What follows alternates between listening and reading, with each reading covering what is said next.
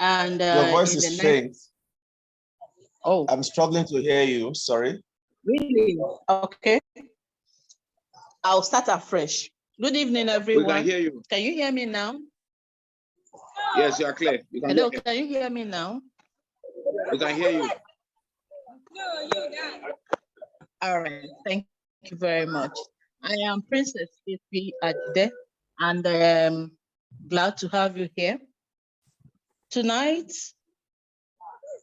within the next 1 hour, 30 minutes, we'll tell you a little about pedestrians, how we are supposed to use the road, go about it, so as not to cause harm to ourselves and the people also using the road or cause road accidents. So just be attentive, enjoy yourself, and you will learn a lot.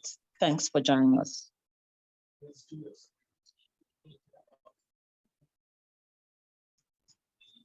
Can you hear me? All right. And with that, go ahead. Okay, thank you, Princess Ekwe. Thank you. We would like to have Prince Julius, the founder of RAPNEC. So please give us an introduction about RAPNEC and what we can look forward to at this discussion. Over to you, Prince Julius, please.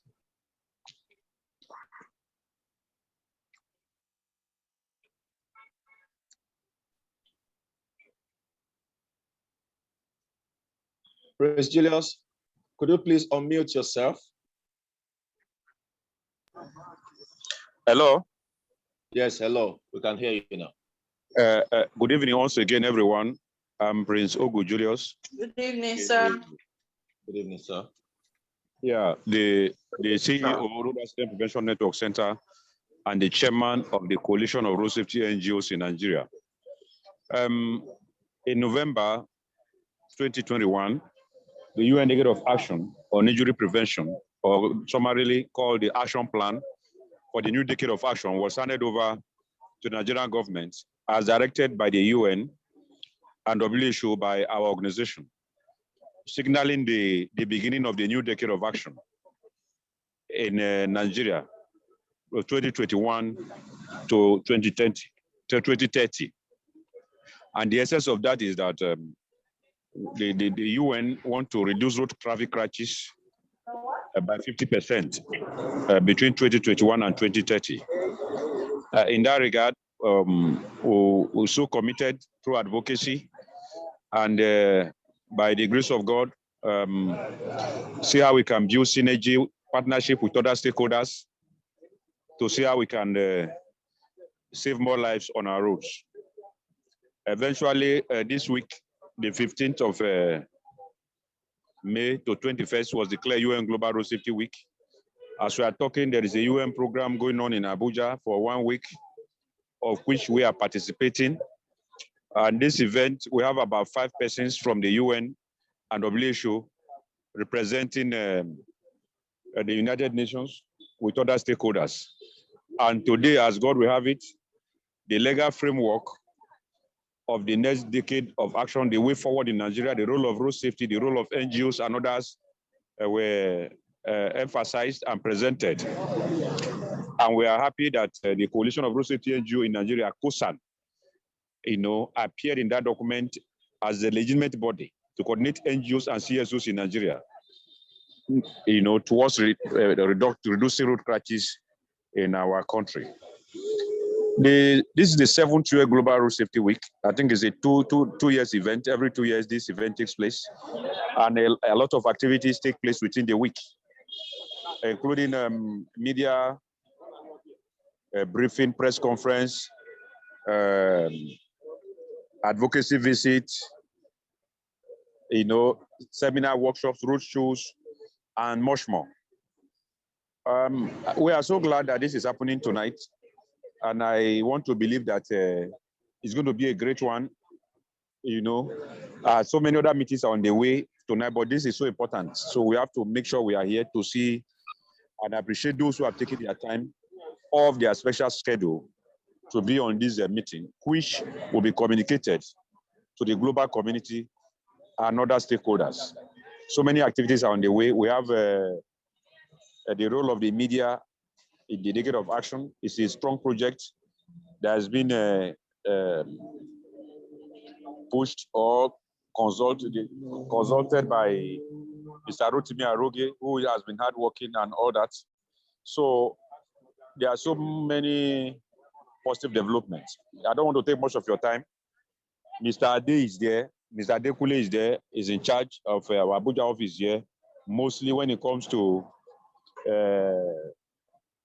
project implementation and others that has to do with the decade of action. Anytime you have any other issues, questions, comments that you need proof, is always there. Is there tonight to continue from where I stopped. Once again, I welcome you all to this meeting, and I wish us all a very good deliberation. Thank you all.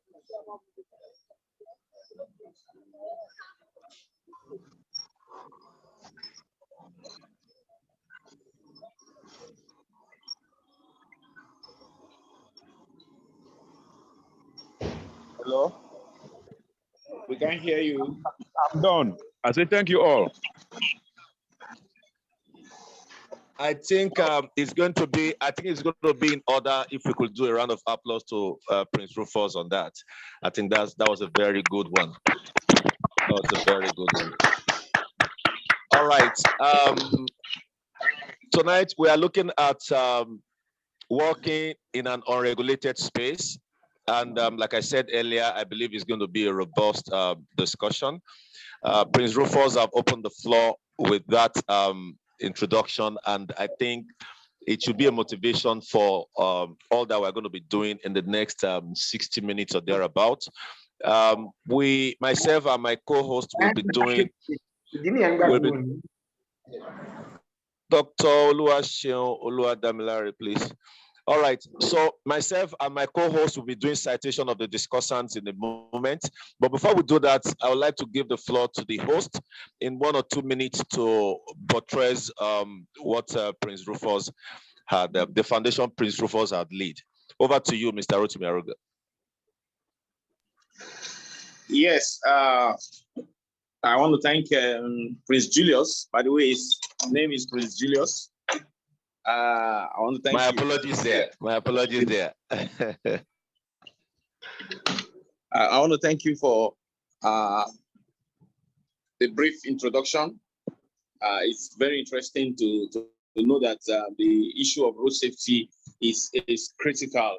I didn't know that until I went for the national. They said the National Council on Transport in December in Abuja.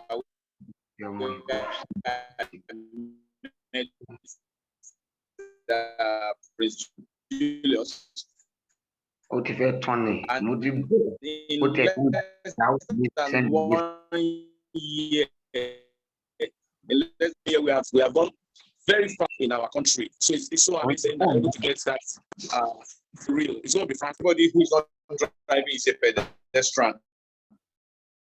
That's the interesting thing. You can be driving 1 minute, and the moment you step out of your car, you are a pedestrian. So you are involved. This concerns you. You have heard about so many deaths that have happened. We lost a son in body, and we have heard so many things. So it is critical that we take it serious. And I want to appreciate all the discussants who have left their very busy schedule to be here. I want to thank the moderator 1 and 2 who have put all efforts to make this a reality. In fact, we still had the rehearsal to look at all the technicalities and to make sure that all is well, even when we had a small issue with the Zoom this evening was tackled. So I will quickly give the mic back to my moderators. Yeah, sorry, that's stress to the moderators to anchor the program. We'll be behind, and then we want to have a great time. Please sit back, relax, and enjoy. Thank you. All right. Thank you, Mr. Rotimi Aroge, our host. And Please, before we commence the citation of the discussant, I would like for us to know that there is going to be a Q&A session. Perhaps there are questions that need to be asked after the discussions have been exhausted. We already have a guide, and so I will crave the indulgence of Prince Julius to please hang around until the Q&A session will come up, because I believe that it will help us take some of those questions. So then I'm going to be taking the first citation, after which Princess Ekwe will take the second, and then I'll take the third. We've got 3 discussants at this session. First, I'm going to be taking the citation of Dr. Orugbeja, right? Dr. Orugbeja Toluwani is an orthopedic and trauma surgeon. He's with LASUT and is a member of the West African College of Surgeons, also certified carrier of advanced trauma life support by the American College of Surgeons. We give it to Dr. Orugbeja. Once again, good evening, doctor. Over to you, Princess Ekwe. Okay, thank you so much. And thank you very much. Thanks for the rounds of applause. And I'll say, Dr. Daniel Effiong Ebong Jr. was born 29th August 1991, and he is a Nigerian entrepreneur, administrator, knowledge engineer. He is a graduate of Staffordshire University, UK, where he studied artificial intelligence, and his MBA is currently in view at the Open University of Nigeria. He is the proprietor of Nkoye Square Schools, director ICT, Arex Security Nigeria Limited, and is an administrator for Rock Music Federations. As an artificial intelligence expert, he brings a lot of global best practices to the table for the accident reduction campaign, especially amongst children. Engineer Daniel, you are welcome. Thank you, Princess. I think we should do a round of applause in recognition of Mr. Daniel Effiong Jr. All right, I'll be doing the citation for Mr. Oluwaseun Oluwadamilare.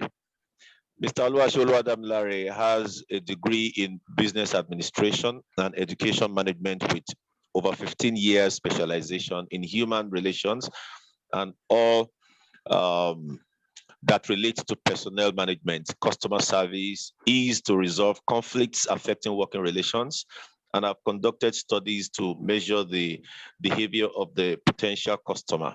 Highly developed analytical, technical, and problem-solving skills, highly motivated with the ability to work independently or within a team setting. He brings all of these human-centered management skills into the area of road safety, especially for pedestrians and vulnerable people. We give it to you, Mr. Oluwaseun Oluwadamilare. A round of applause, please.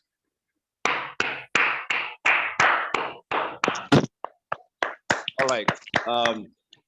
Thank you, everyone. Now we are going into the discussion proper, and I'll be taking the first question as I will take on Dr. Orugbeja. I will take this question, Dr. Orugbeja. You have 4 minutes to respond to this question, and once your 4 minutes is approaching, I'm going to do a nudge so you could be notified that you round off with your submissions. And then after that, I'll give the floor to my co-host, co-moderator rather, Princess Ekwe, who will be taking on Dr. Engineer Daniel Effiong Jr.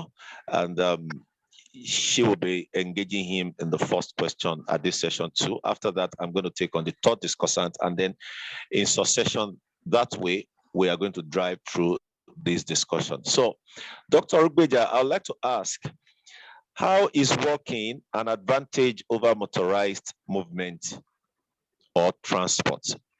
That's the question I would like to ask first. Thank you very much. The question hits at the core of this discussion. walking as an advantage. Clearly, with walking comes exercise of the muscles, the joints, and as well as the heart and blood vessels. This means that when you're walking, you are essentially performing exercises on three major systems in your body. Whereas if you are taking a ride in a car, in a commercial bus, you're just sitting and your body is resting, right? So for these reasons, it is of utmost benefit to the body when you are able to walk and exercise as part of your body. So as long as safety is ensured, the body benefits a lot from this walking exercise. And now, when we advise people that, okay, for cardiovascular health, which is your heart and your blood vessels, to prevent risk of things like hypertension, things like stroke, and other terrible heart and blood vessel conditions, we advise people to take on exercises, right? And a lot of people get scared that, oh, I don't want to go to the gym, I don't have the fitness to do all that. But you see, walking solves most of this problem, right? It is advocated that with 30 minutes of brisk walking, right, done or 3 times in a day, 30 minutes of brisk walking done 2 to 3 times in a day is sufficient to keep the heart and the blood vessels healthy, enough to prevent these terrible heart and cardiovascular conditions. And I have to say that cardiovascular diseases, which is basically the heart and blood vessel diseases, are the most common cause of death that is not due to communicable diseases, that is not due to infection. So if you take out malaria, take out HIV and all that, the commonest cause of death in the whole world are these diseases, stroke and the like. All right. So you walk 30 minutes, 2 to 3 times in a week, you have significantly reduced the risk of dying from one of the most common cause of death in the world. Clearly, walking is very, very important, and we'll take the opportunity to advise our listeners to walk whenever they have the opportunity to. Thank you. That is a good one, Dr. Rukbeja. By the way, if you look at our pane on the, PANE, our pane on the Zoom session that is ongoing now, Dr. Rukbeja is that handsome guy with a dark shade. You know, he's got a very clean haircut there with a cool smile. I can tell he's been working every day. All right. So that was a good one, Doctor. And to be candid, I'm reconsidering my position on this walking thing, because I think personally I've been doing more of driving, and I realize now that it depends. but I can tell that I've not been doing It as much of working like I should. Okay, Princess, you have a view to that. Yeah, it all depends. What if I live in a place where you don't have good roads? How do you walk? You're either walking to break your leg. These are things we need to consider too. There are aspects. Do we have good roads? Do we have implementable laws that will safeguard one to walk on the road? Anyway, those are the things we are going to look at today. All right, that's great. And on that note, we will consider that in the question and answer session. So go ahead, Princess, please.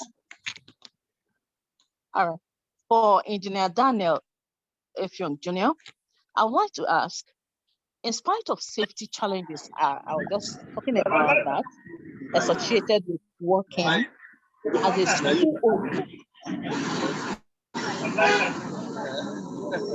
we Host, can you help us mute everyone that is not speaking? If you're not speaking, please unmute yourself, or rather mute yourself. All right, I'll take the question again. In spite of safety challenges associated with working as a school owner, have you thought of integrating working into the school curriculum? How can we get this act registered or regulated, and who regulates walking in Africa? Engineer Daniel? Okay, hello, good evening, everybody. Yes, good evening, engineer. Good evening to you. Good evening.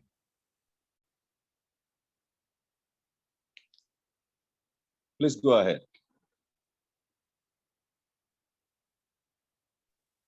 Should I take the question again?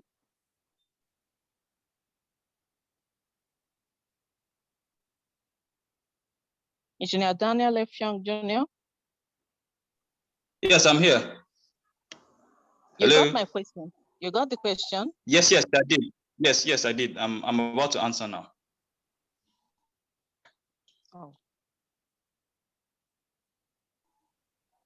All right. Okay, curriculum is something that is already existing at the basic level of school, which is the primary school, somewhere in civic education. We teach the kids how to walk. You look left and look right when you want to cross the road, traffic signs, and so on and so forth. But I think this problem has to do with when you go up to secondary school level, maybe even the tertiary institutions. Nothing actually is done about that because I feel maybe they feel that it's something that has already been covered at the basic level. So I would still like to move that. Yes, of course, it should be probably integrated into, the secondary school and junior secondary school curriculum, which will make it a standing order because it's something that is affecting all of us. We have people who are dying on the roads because they do not walk properly or did not use or follow traffic regulations accordingly. So it is something that I route for that should be, put or integrated into the curriculum. Now, who regulates this curriculum? Well, I think it will fall back to the class teachers. It's something that can also be added into extracurricular activities, such as maybe clubs, and maybe during assembly days, we have presentations on walking. So I think that should be done mostly on pedestrian safety education. So usually we have clubs like NAFDA club, we have the EFCC club, which battles corruption. So we can also have a pedestrian safety club, which will focus on, pedestrian safety and, talking more about using the road properly in secondary schools, so that this would really put everybody together in the right shape and frame of mind. And lastly, I feel most of these students are just, a bit carried away, maybe because school is over and they're excited, because these are things that we have been taught a long time ago. So I feel it's something that has already been integrated already. So it's something that can be followed up. And I feel, of course, yes, it should be integrated into the curriculum. Thank you. Wow. Okay. You are saying we can establish pedestrian safety clubs in schools. Yes, it in correct. primary, secondary schools? Most schools are primary and secondary. So yes, of that? course. Why not? Yes. Why not? Yes, it's welcome. And they come out during assembly days to do presentation so that the whole school gets to hear of it, because maybe everybody cannot be in the club at the same time. Oh, thank you. So All right. I'll give you back to my co-moderator. Thank you, Princess Ekwe. Appreciate that. Engineer, before I let you go on this round of question, you mentioned a few clubs before you recommended the Pedestrian Safety Club. You mentioned the EFCC Club. Which other one? I'm trying to document those. NAFDA Club. NAFDA That's Club. for food safety. Yeah. We even have other clubs. We have club. Okay, that's great. That's great. In actual fact, we've got a lot of concern about student safety as they, navigate their way from their residencies to their respective schools. On a daily basis, we see a lot of activities on our roads, and most of the times we see recklessness. Now, I call it recklessness because, to be candid, what we are discussing here is vague in our society because no one is teaching it. And that's why discussions like these is very critical. And I appreciate the fact that the host is having this session recorded so it could be shared, far and wide. It could become a material that can be sent to schools so that they can start up a pedestrian education in the schools. A reference point? Yes, a reference point, So thank you so much, Engineer Daniels. We'll come back to you. In the meantime, before I go to our third discussant, I would like to let us know that I think it is, we want to ask that anyone who comes up at any point in time to talk, whether as moderator or as discussant or responding to question and answers, please turn on your video so that we can add a little bit of expression to what we are doing, and then we can make it a little bit more interesting, if that's okay by us. Please, I have shared the thought with the host, and I think some of us share that thought too. So going forward, as a matter of fact, I am turning on my video now so that I can I can demonstrate what I'm asking us to do. So, Leading by example. Sorry, Princess, what did you say? You're leading by example. That's a good one. That's great. I want to be like you. That's great. All right, I'll be going to Mr. Oluwaseun Oluwadamilare. I want to believe you are on for us, Mr. Oluwaseun, please.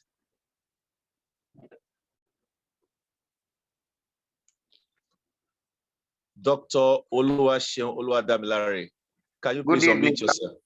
Good evening, all right. ma'am. Dr. Oluwaseun. Can you hear me loud and clear now? Yes, we can hear you now. We can hear you now. Good to have you. So Okay, it's time to have you. It's time to have you on your round. And Dr. Oluwaseun, I learned, is also a pastor. So we are glad to have you here. Please, as I read out your first question for this round, and you take the floor to respond, please, we would like to crave your indulgence to turn on your video.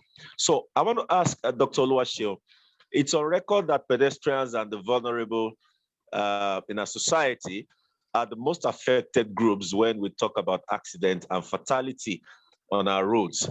So I want to ask, what can we do to change this narrative? What can we do? Oh, please come over. I can't hear you very well. All right.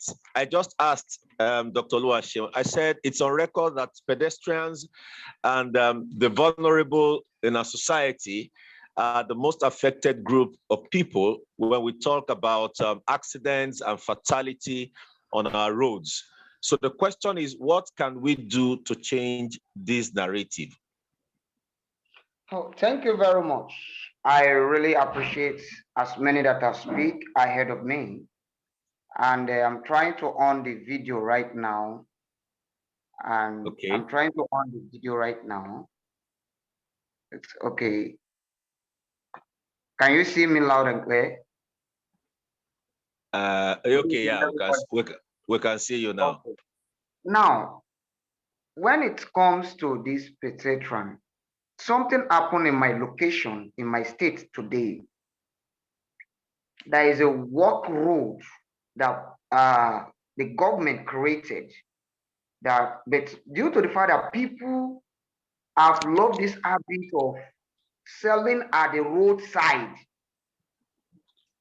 which the government find it difficult to control, maybe due to they don't want to offend the masses, or they are scared of what the people will say, or due to political scenario of stuff, make them to unable to regulate it and make the pedestrian to be victims of what could have been their right. Now, people that have knew that these things will affect me, they find it difficult to obey the law that can save them from what we affected them. In the course of my research, the traffic is, hello, can you hear me? We can hear you, please. Okay. The Traffic Go ahead. History Research Foundation quoted that most of the pedestrians are the most victims in accidents due to the fact that nobody is protecting them and some of them are ignorant of their rights. Some of them did not know the education that guided pedestrians when they are walking on the road. Some people will deliberately back a car. Some people will just, maybe some people will just like to be pressing phone, especially we have an Android phone these days that everybody like to press phone, want to be online 24/7. So for we to be safety and not to be victims of it, we need to be cautioned that we are not in our room. We are on the main road, and it's meant to be caution of ourselves so that we are not victims of what is not right. Okay, that's great. Yes, sir. Dr. Oluwaseun have just, he just came up with a very salient point because I can very much relate with the story he just narrated. You know, my house happens to be on a major part, and every day, sometimes, we just hear this noise suddenly, and when I look out my window, I would see that that was just an accident, and there were casualties. And these casualties, the number of casualties are always high because the walkways that the government had created for people to use have been taken over by traders. I remember sometime recently, I ran into this agency called LASEPA in Lagos. LASEPA is Lagos State Environmental Protection Agency. And I had to tell them that, look, you need to come to Command Road because all the walkway the walkway stretch had been overtaken by traders. And so the pedestrians have to walk on the road that the vehicles use, plus tricycles, plus bikes. So the risk is high. So,